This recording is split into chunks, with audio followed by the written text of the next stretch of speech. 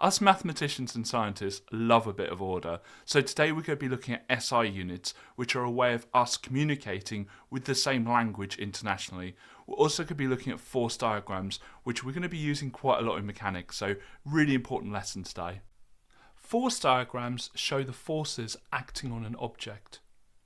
The weight of this boat has an equal force of buoyancy, which is keeping the boat from sinking.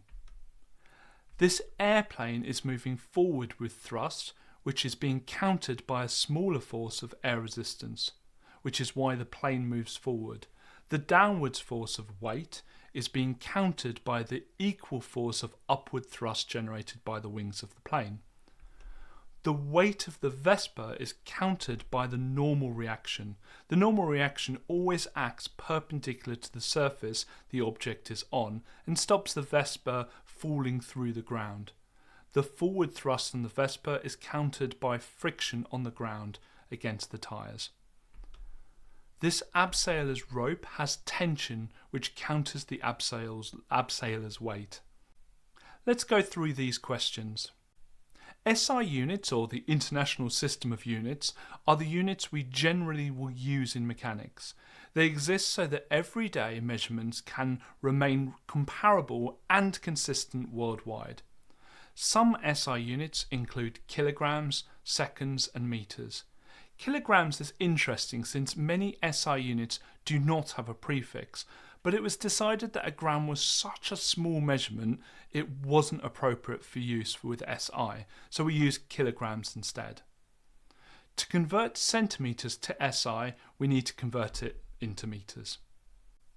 Compound units must also use the same base SI units.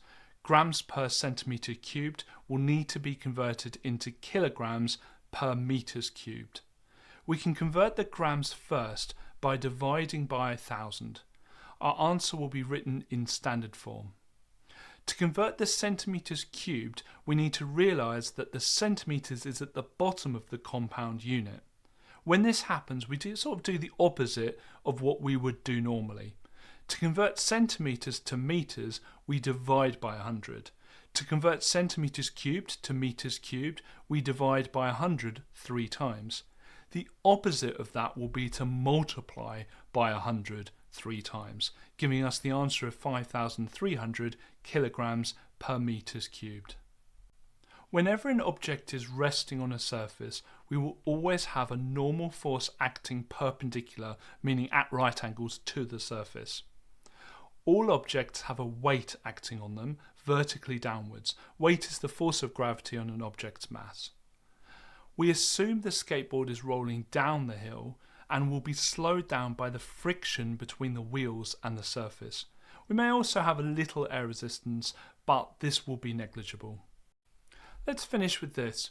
If an object is not moving, why does it still have a force diagram? If you know, write it in the comments below.